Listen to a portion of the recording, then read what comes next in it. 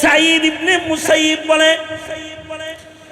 মসজিদের মিনারের আযান বন্ধ, কিন্তু আমি কান পেতে শুনি নতুন নতুন নামাজের ওয়াক্ত আসলে আল্লাহর রাসূল কবর থেকে আযান, নবী আযান দেয় আর আমি নামাজ পড়ি। এইভাবে 3 দিন পর্যন্ত একা একা মসজিদের হক আদায় করেছেন।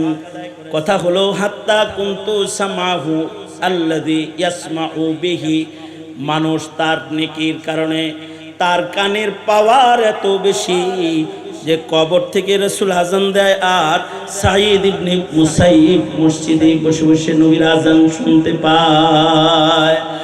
এই 3 দিন সাঈদ ইবনে মুসাইয়িব ইয়াজিদি বাহিনী ক্ষমতার জন্য মদিনায় আক্রমণ করছিল। 3 দিন আযান হয় নাই মসজিদে নববীতে।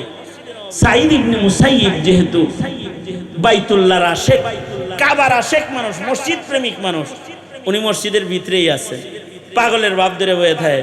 তো লোকেরা মনে করে হে নরমাল, হেরে বাইর করার দরকার নেই।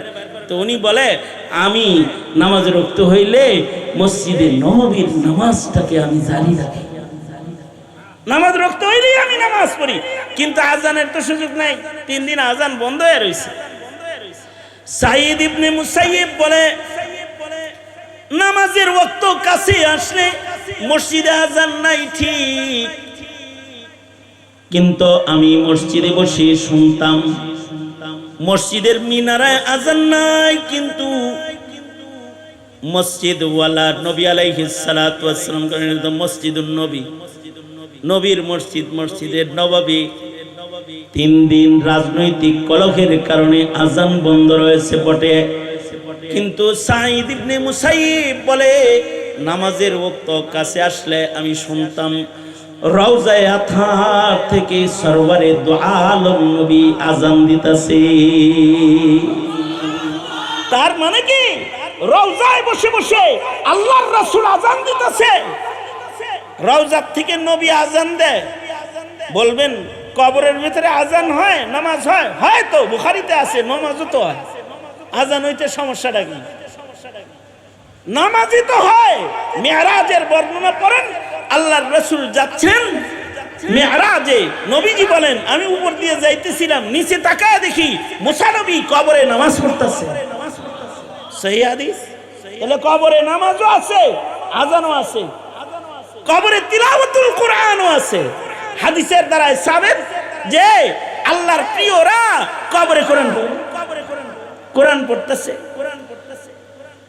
সকল নবীরা যেহেতু কবরে জিন্দা, কোন কোন মুহাদ্দিসরা ওই রিওয়ায়াতকেও এনেছেন যে নবীরা শুধু আজান দেয় নামাজ পড়ে তা না, নবীরা হজ মৌসুমে হজ করতে পারে। হজের মৌসুম হলে নবীরা কবর থেকে বেরিয়ে আরাফার মাঠে হাজিরা দেয়, আরাফায় আসে, হজ্জে বাইতুল্লাহ করতে আসে।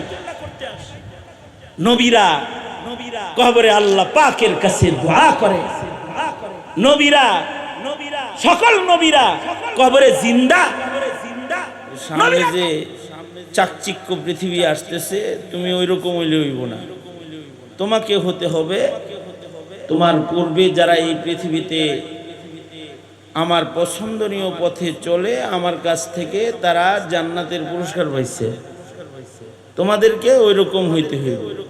এই কারণে সূরা ফাতিহায় কিন্তু আল্লাহর কাছে আমরা বলতে থাকি প্রতি রাকাতে রাকাতে ইহদিনাস সিরাতাল মুস্তাকিম, ইহদিনাস সিরাতাল মুস্তাকিম, সিরাতাল্লাযীনা আন'আমতা আলাইহিম গায়রিল মাগদুবি আলাইহিম ওয়ালাদ-দাল্লিন। ইহুদ নাসারার নতুন নতুন আবিষ্কৃত কুফরি পথে আয় আল্লাহ আপনি আমাদেরকে চালায়েন না, আমাদেরকে আপনি পুরাতন যারা সিরাতে মুস্তাকিমে চলেছে এবং তারা তাদের আমল তাদের মেহনতের মাধ্যমে আপনার কাছ থেকে তারা পুরস্কৃত হয়েছে, ওই মুনআম আলাই যারা, তাদের পথে হে আল্লাহ আপনি আমাদেরকে পরিচালিত করেন। এইটা আমরা কিন্তু প্রতি নামাজের রাকাতে রাকাতে বলি, কারণ আগের যুগের মানুষ যারা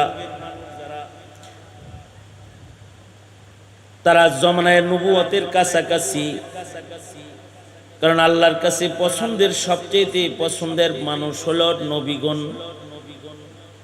নবীরা আল্লাহ পাকের কাছে সবচেয়ে দামি। জমানায় নবুয়তের কাছাকাছি যে মানুষগুলা গেছে তারা আল্লাহর কাছে দামি। একজন নবীর কত দাম! নবী যদি সবচেয়ে আদনা পয়গম্বর হয়, অর্থাৎ যে পয়গম্বরকে কেউ চেনে না, যে পয়গম্বরের নাম কেউ শোনে নাই, যে পয়গম্বরের মুজিজা সম্পর্কে কোরআন হাদিসে কোনো আলোচনা নেই, এমন কি যে পয়গম্বরের একজন উম্মত নাই, ওই পয়গম্বরেরও আল্লাহর কাছে এত দাম যে ওই রকম একজন পয়গম্বর যার একজন উম্মত নাই, একটা মুজিজা নাই, যার মুস্তাকিল আসমানি কিতাব নাই, কিন্তু নবীর লিস্টে খালি নামটা কোন রকম আছে, এমন একজন পয়গম্বর আল্লাহ পাকের এমন দামি মাহবুব, সারা দুনিয়ার সব উম্মত এক জায়গায় করলেও একজন নবীর মূল্য দেওয়া সম্ভব হবে না। নবী তো নবী, নবী এত দামি। সব নবীর নাম আমরা জানি না, কোরআন হাদিসে তো সব পয়গম্বরের নাম নাই। লক্ষাধিক নবী রাসূল দুনিয়াতে আসছে, কিন্তু আমরা নাম কি আর 1 লাখের জানি? লক্ষাধিক পয়গম্বর তো আসছে, সবার নাম আমরা জানি না। মসজিদুল আকসার আশপাশে হাজার হাজার পয়গম্বরের কবর আছে, সবার নাম আমরা জানি না। মসজিদুল আকসা 10,000 পয়গম্বরের কিবলা ছিল, 10,000 পয়গম্বর মসজিদুল আকসা এটাকে আল কুদুসকে কিবলা বানায় ইবাদত করছে। 10,000 নবীর নাম তো আমরা জানি না। অথবা আল্লাহর কোরআনে সব নবীর আলোচনাও নাই, আল্লাহর কোরআনে সব নবীর মুজিজা বর্ণিত নাই, নবীর হাদিসেও সব পয়গম্বরের আলোচনা নাই।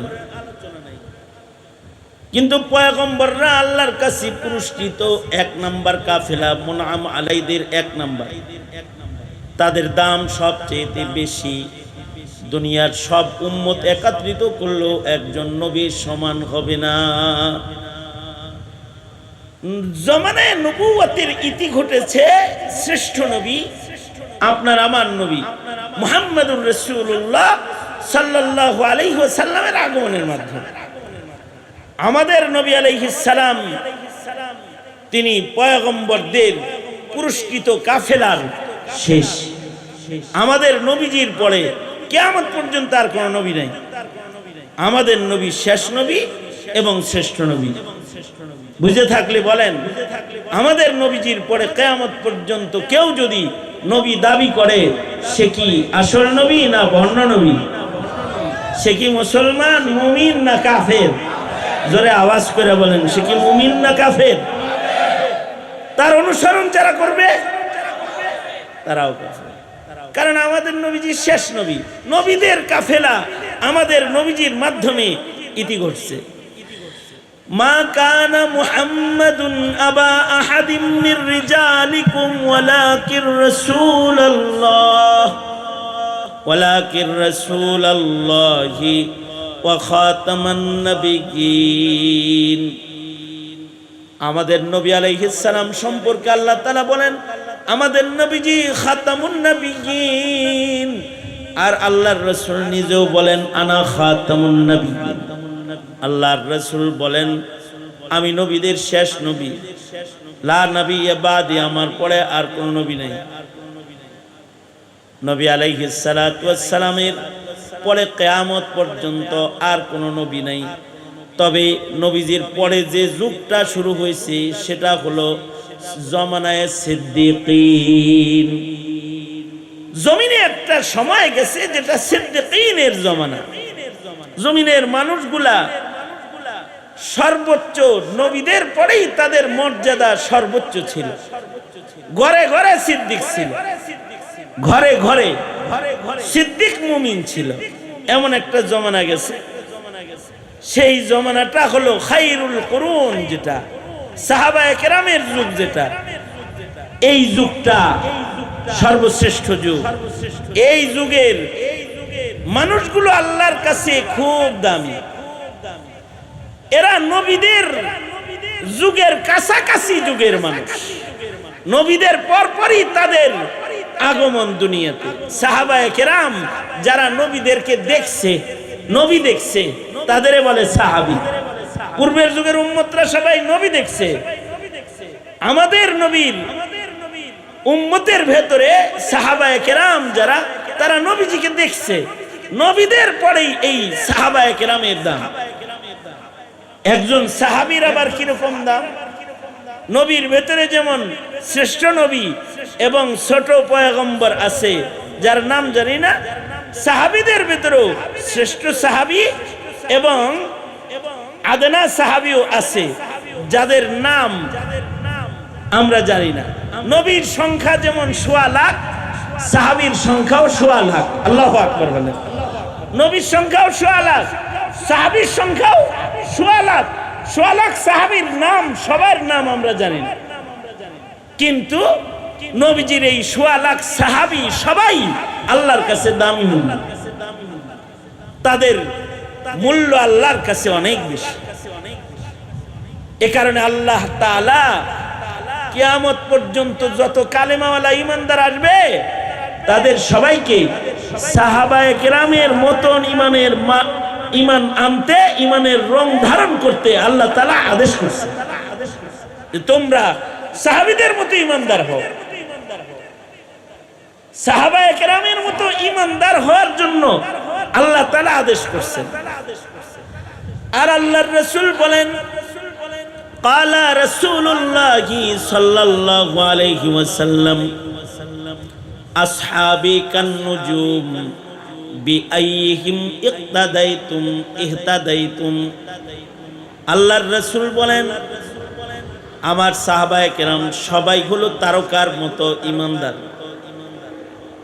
আমার সাহাবায়ে কেরাম যা আছে, এদের সবার ঈমান তারকার মতো উজ্জ্বল। 1.25 লাখ সাহাবীর যে কোনো সাহাবী, তাকে যদি কেউ অনুসরণ করে, সারা দুনিয়া অনুসরণ করলে, আদনা সে আদনা সাহাবীর অনুসরণ করলে সারা দুনিয়া আল্লাহ পাকের মাহবুব হয়ে যাবে। সারা দুনিয়ার মানুষ যদি আদনা সাহাবীর অনুকরণ করে, এই মানুষগুলো আল্লাহর কাছে দামি মানুষ হয়ে যাবে। অথচ সাহাবায়ে কেরামের ওই যুগকে এই জমানার শিক্ষিত লোক যারা, ডিজিটাল লোক যারা, তারা মধ্যযুগ বলে গালি দেয়। আর ইসলাম বলে ওই যুগটা হলো স্বর্ণযুগ। ইসলাম বলে সাহাবীদের যুগ স্বর্ণযুগ, আর নাস্তিকেরা বলে সাহাবীদের যুগ মধ্যযুগ। ওরা মধ্যযুগ বলে সাহাবায়ে কেরামের জমানাকে গালি দেয়, কিন্তু সাহাবায়ে কেরাম তারা আসলে স্বর্ণযুগের মানুষ ছিলেন। ওইটা হলো খায়রুল কুরুন, স্বর্ণযুগ। আল্লাহর রাসূল সাল্লাল্লাহু আলাইহি ওয়াসাল্লাম বলেন, খায়রুল কুরুনি কারনি, সবচেয়ে উত্তম যুগ হলো আমার যুগ। আল্লাহর রাসূল বলেন, তুবা মান আমানা ওয়া রাআনি, ভাগ্যবান ওই লোকগুলো, দামি ওই মানুষগুলো যারা ঈমান আনছে এবং সরাসরি আমারে দেখছে, নবীজিকে দেখছে।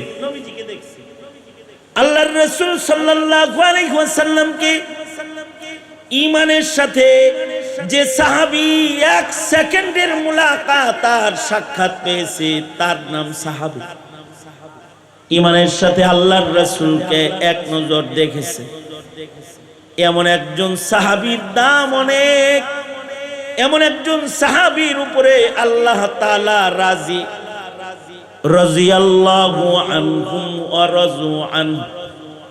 এই সাহাবীদের টোটাল 1.25 লক্ষ সাহাবী আল্লাহর উপরে রাজি, আর মহান আল্লাহ 1.25 লক্ষ সাহাবীর উপরে রাজি। সব সাহাবীদের উপরে আল্লাহ রাজি। লাহুম দারাজাতুন ইনদা রাব্বিহিম ওয়া মাগফিরাহ, তাদেরকে আল্লাহ তাআলা মর্যাদাও দান করেছেন তাদেরকে আল্লাহ তাআলা গুনাহ যদি দুনিয়াতে তাদের হয়েও গেছে, তাদের ঈমানের সৌন্দর্যের কারণে আল্লাহ তাদের গুনাহকে মাফ করে দিয়েছেন। সুবহানাল্লাহ। সাহাবীদের জীবনের গুনাহ মাফ, সাহাবীরা মাগফুর।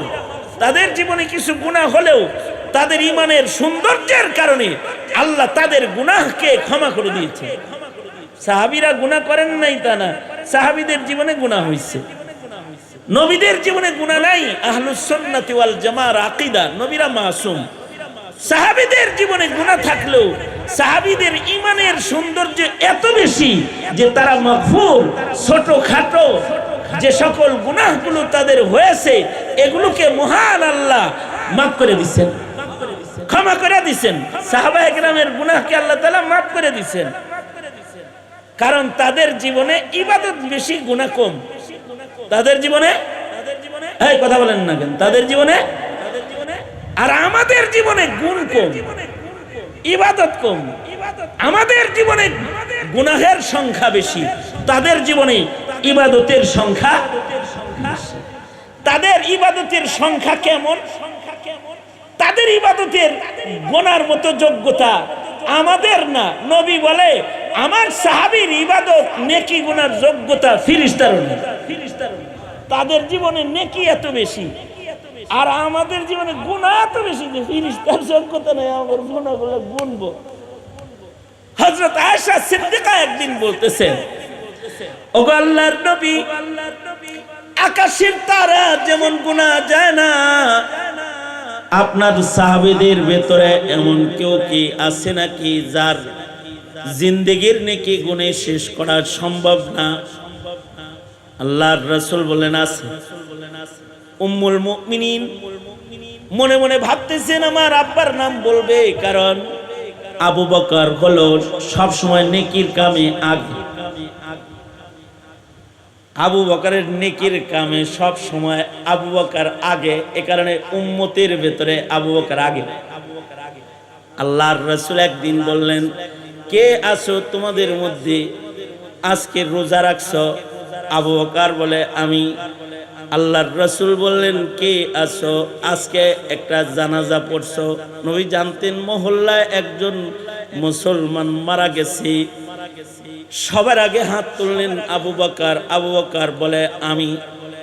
নবীজি বললেন, কে আছো আজকে ইয়াদাতুল মারিজ করেছো, অসুস্থ রোগীর ইয়াদাত করেছো। একটা রোগী দেখতে গেছিলা, অনেক বড় ইবাদত, ৭০,০০০ রহমতের ফেরেশতা ইয়াদাত করনেওয়ালার জন্য রহমতের দোয়া করে। আল্লাহর রাসূল বললেন, তোমাদের মধ্যে কেউ কে আছো যে ইয়াদাতুল মারিজ করে? আবু বকর কয় আমি। আল্লাহর রাসূল বললেন, কেউ কে আছো আজকে সাদকা করছো? আবু বকর বলে আমি আছি, সাদকা করছি। অর্থাৎ আল্লাহর নবী যা মুখ দিয়া উচ্চারণ করে এই কামটা আজকে কে করছে? আবু বকর কয় আমি করছি। তার মানে আবু বকরের নেকি এত বেশি যে হযরত আয়েশা সিদ্দিকার ইয়াকিন, আল্লাহর রাসূল আমার আব্বার নাম বলবে। তো জিগাইলেন যার নেকি গুনাহ যাবে না তিনি কে? তা আল্লাহর রাসূল বললেন উমর। আল্লাহর রাসূল বললেন উমর, উমরের নেকি গুনাহ যাবে না। হযরত আয়েশা সিদ্দিকার মন খারাপ হইছে। উনি বলে আব্বা, আমার আব্বা। তোমার আব্বার নেকি গুনাহ লাগে নাকি? কিছু মানুষ আছে তাদের নেকি অল্প কিন্তু ওজন বেশি। তোমার আব্বা এই গ্রুপে পড়ে গেছে। উমরের গোটা জিন্দেগীর নেকি দিয়েও তোমার বাবার হিজরতের রাতগুলোর মূল্য দেওয়া সম্ভব হবে না। উমরের নেকি গুনাহ যাবে না, কিন্তু আবু বকরের কয়েক রাতের কাছে, আবু বকরের কয়েক রাতের কাছে ৩ রাত, এই ৩টা রাতের কাছে উমরের গোটা জিন্দেগী ম্লান। এ কারণে হযরত উমর বারবার আবু বকরকে বলতেন, আবু বকর আপনার হিজরতের রাত ৩টা আমারে দেন, আর আমার জিন্দেগীর সব নেকিগুলো আপনি দেন। এটা বলতেন। মানুষ ভালো তো, নেকির ওজনও ভালো। একদিকে নেকির সংখ্যা ভালো, আর একদিকে নেকির ওজন ভালো। নেকির ওজন ভালো, নেকির ওজনও ভালো, নেকির সংখ্যাও ভালো। এত সংখ্যায় নেক ওনারা করছেন, যে ওনাদের নেকির কারণে সাহাবী হওয়ার পরেও ওনারা আসলে নবী হওয়ার উপযুক্ত। যেমন নবীর সোহবতে সাহাবী নবী হওয়ার উপযুক্ত হয়ে যায় নেকির কারণে। যেমন হযরত ইমরান আলাইহিস সালাতু ওয়াস সালাম, হযরত ইমরান আলাইহিস সালামের সাহাবীদের ভেতরে হযরত জাকারিয়া কিন্তু হযরত ইমরান আলাইহিস সালামের সাহাবী। হযরত ইমরানের ইন্তেকালের পরে আল্লাহ তাআলা ওনার সাহাবীদের ভেতরে হযরত জাকারিয়াকে নবুয়ত দান করলেন। আল্লাহর রাসূল বলেন, আমার সাহাবীর ভিতরেও যদি আমার মৃত্যুর পরে কাউরে নবুয়তি দেওয়ার লাইন খোলা থাকতো, তাহলে আমার সাহাবীর ভেতরে ওই রকম জাকারিয়া আলাইহিস সালাম মার্কা একটা উম্মতের নাম হলো, সাহাবীর নাম হলো উমর। লাউ কানা বাদি নবিয়্যুন লাকানা উমর, আমার পরে কেউ নবী হইলে উমর নবী হয়ে যেত। এখন প্রশ্ন আসে, আবু বকরের নেকির ওজন বেশি, তে উমরের কথা রাসূল বলে কেন যে আমার পরে কেউ নবী হইলে উমর হইতো? তো উলামায়ে কেরাম বলেন, আরে আবু বকর উমর তো নবীর ওফাতের পরে কেউ নবী হইলে উমর হইতো, আর আবু বকর হলো নবীজির সাথে নিসবতে ইত্তেহাদি। নবীজির জমানায় যদি এক নবীর জমানায় যে আরেক নবীরে নবুয়ত দেয়, যেমন মুসা আলাইহিস সালাম নবী, হারুন আলাইহিস সালাম নবী, এরকম দাউদ আলাইহিস সালাম নবী, সুলাইমান আলাইহিস সালাম নবী। যদি আমাদের নবীর উপস্থিতিতে কাউকে নবুয়ত দেওয়া হতো, তাহলে আবু বকরকে নবুয়ত দেওয়া হতো। কারণ নবীর পরে আর নবী নাই, এই কারণে আবু বকরকে নবুয়ত, উমরকে নবুয়ত আল্লাহ তাআলা দেন নাই। কারণ আমাদের নবী শেষ নবী। আমাদের নবী কি? জোরে বলেন, আরো জোরে আওয়াজ করে বলেন, আমাদের নবী শেষ নবী। আমাদের নবীর পরে আর নবী নেই। কিন্তু নবীজির উপস্থিতি যদি কাউকে নবুয়ত দেওয়া হতো, তো আবু বকরকে দেওয়া হতো। কারণ আবু বকরের ভেতরে নিসবতে ইত্তেহাদি, আল্লাহর রাসূলের রঙের সাথে আবু বকরের রং হুবহু মিল।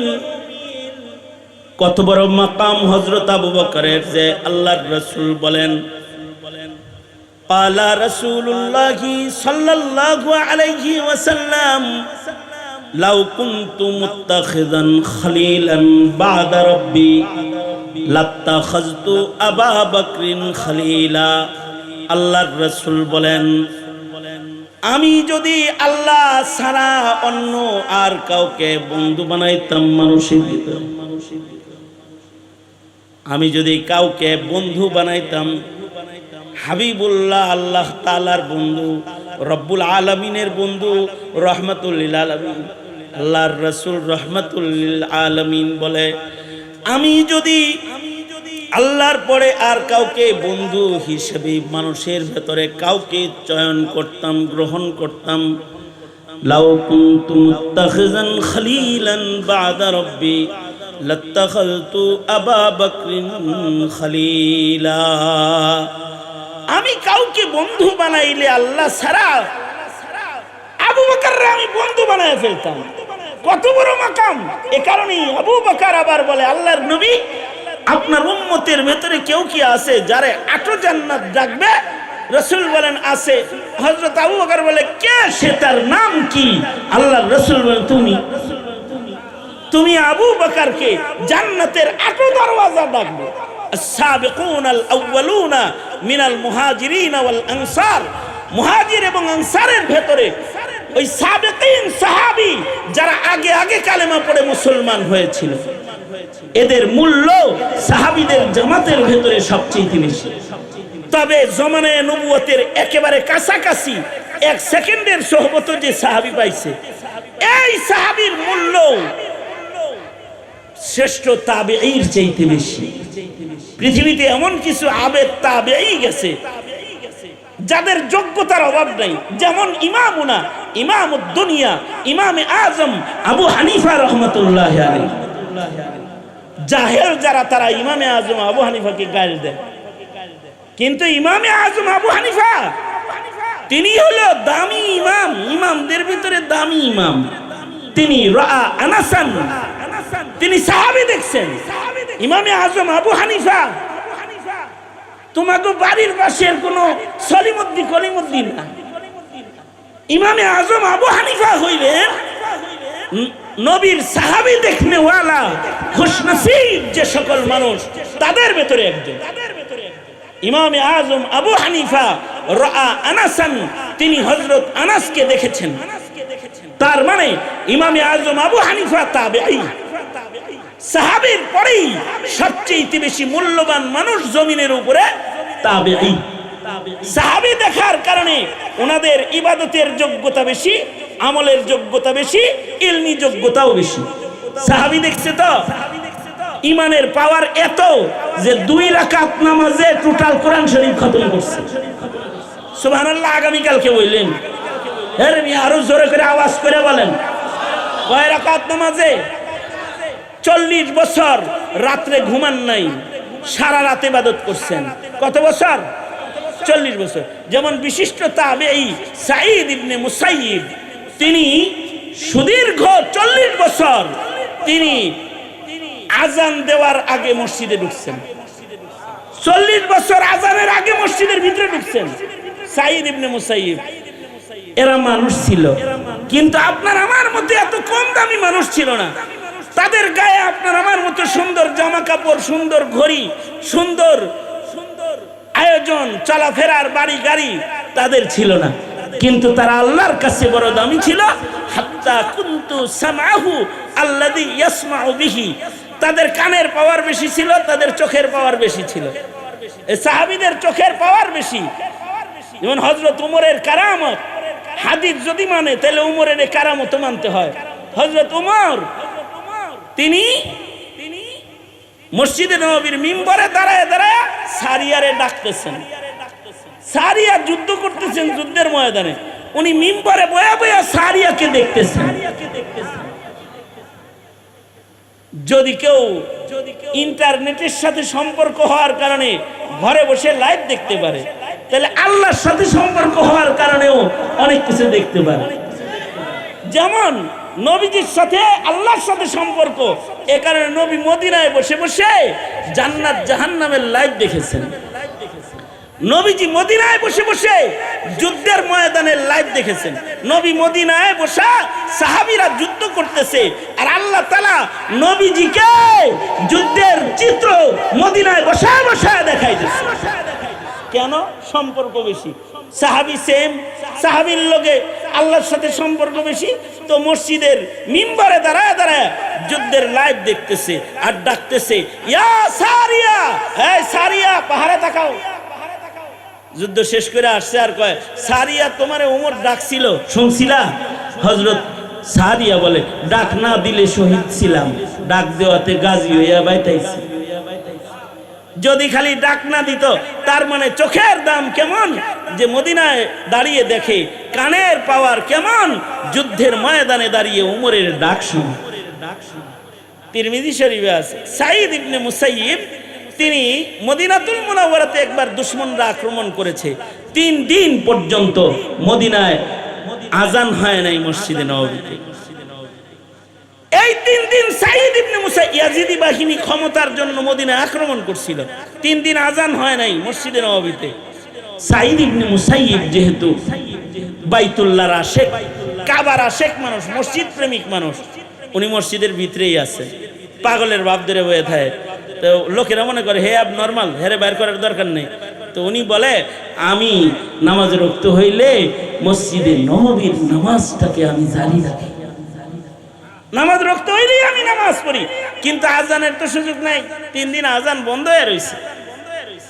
সাঈদ ইবনে মুসাইয়িব বলে, নামাজের ওয়াক্ত কাছে আসলে মসজিদে আজান নাই ঠিক, কিন্তু আমি মসজিদে বসে শুনতাম মসজিদের মিনারায় আজান নাই, কিন্তু মসজিদ ওয়ালা নবী আলাইহিস সালাতু ওয়াস সালাম করেন মসজিদুন নবী, নবীর মসজিদ, মসজিদের নববী। 3 দিন রাজনৈতিক কলহের কারণে আজান বন্ধ রয়েছে বটে, কিন্তু সাঈদ ইবনে মুসাইয়িব বলে, নামাজের ওয়াক্ত কাছে আসলে আমি শুনতাম রওজায়ে আতহার থেকে সরওয়ারে দু আলম নবী আজান দিতেছে। তার মানে কি? রওজায় বসে বসে আল্লাহর রাসূল আজান দিতেছে।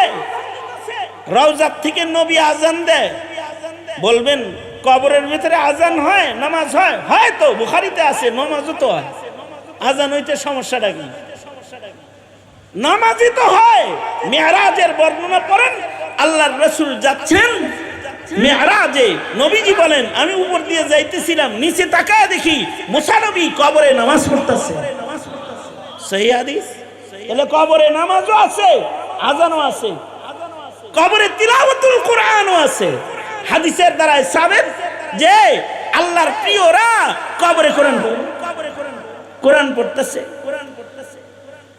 সকল নবীরা যেহেতু কবরে জিন্দা, কোন কোন মুহাদ্দিসরা ওই রিওয়ায়াতকেও এনেছেন যে নবীরা শুধু আজান দেয়, নামাজ পড়ে তা না, নবীরা হজ মৌসুমে হজ করতে পারে।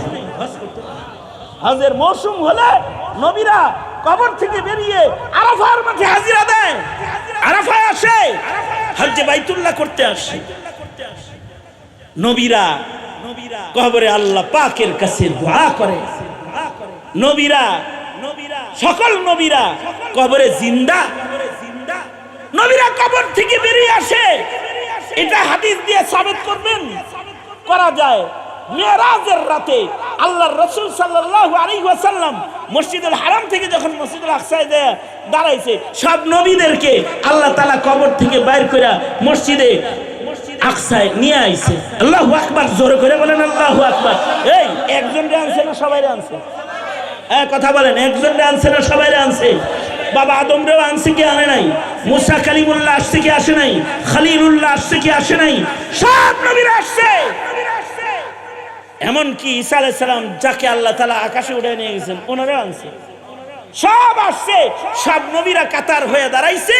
আর আমার নবীজির দিকে জিবরাইলের ইশারা, ওগো সরকার, আজকের জামাতের ইমামত আপনি ছাড়া আর কাউকে মানায় না, সামনে দাঁড়ায় যান, নামাজ পড়েন, আপনি নামাজের ইমামতি করেন। নবীরা কবর থেকে এসে জামাতেও শামিল, নামাজও পড়ে, নবীর পিছনে সাইয়্যিদুল মুরসালিনের পিছনে জামাতেও আসে, হজেও আসে, দাঁড়িয়ে নামাজও পড়ে।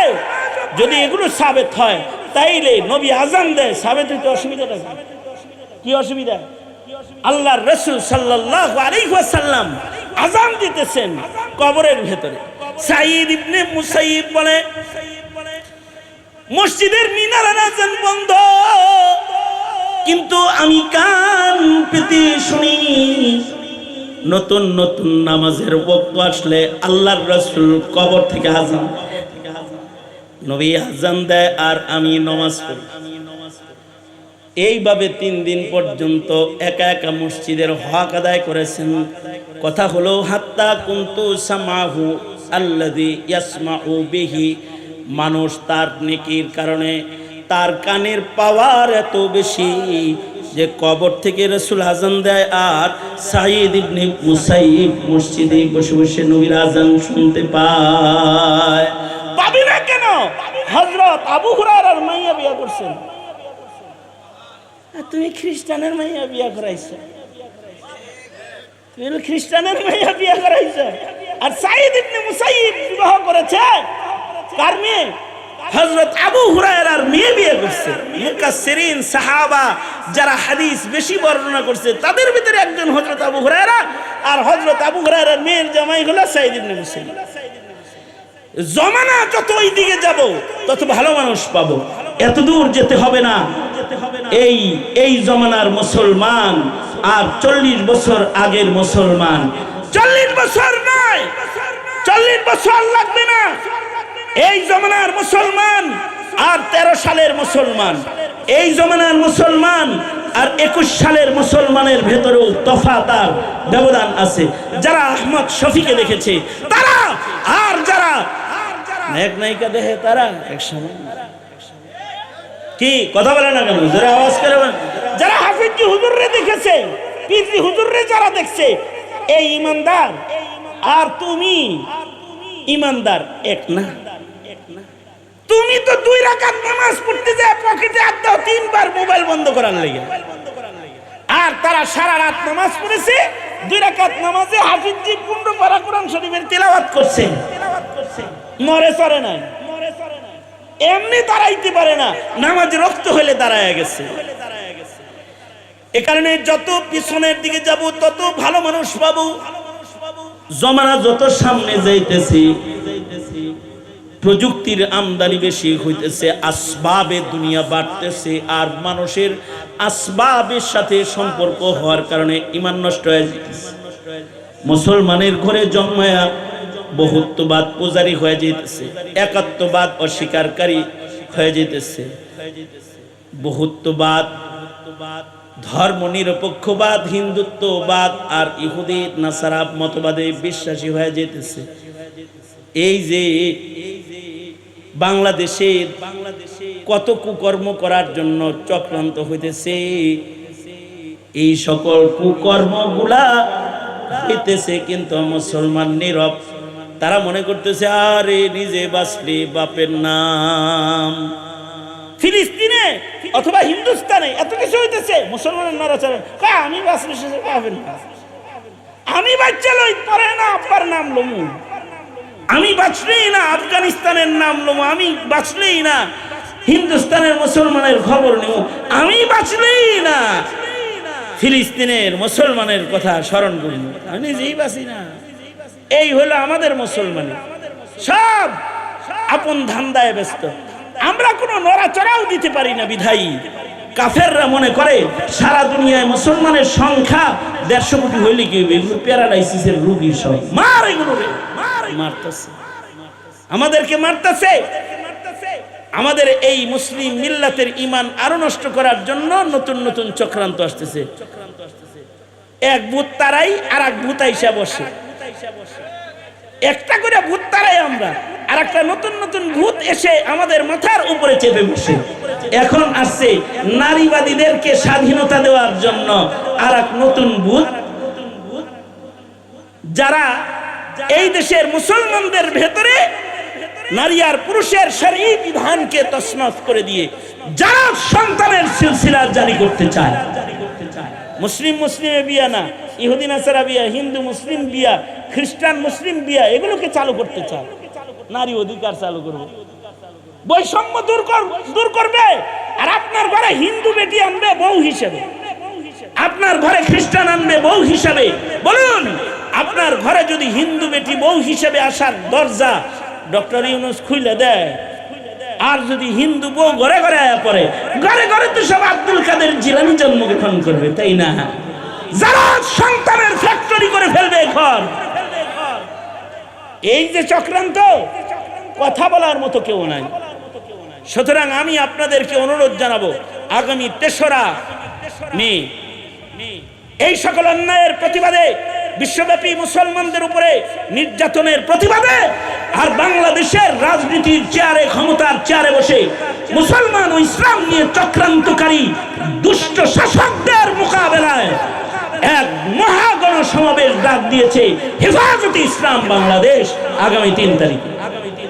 দলমত নির্বিশেষে ঈমান বাঁচাতে, জাতি বাঁচাতে, নিজের প্রজন্মকে বাঁচাতে, এই মিশন সফল করার জন্য আপনারা সর্বাত্মক তৈয়ারি নিতে রাজি আছেন তো ইনশাআল্লাহ?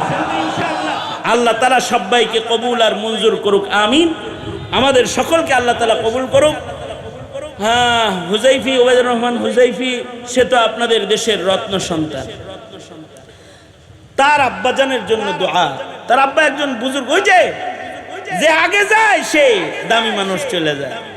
তার আব্বাকে আল্লাহ তাআলা জান্নাতের আলী মাকাম দান করুক।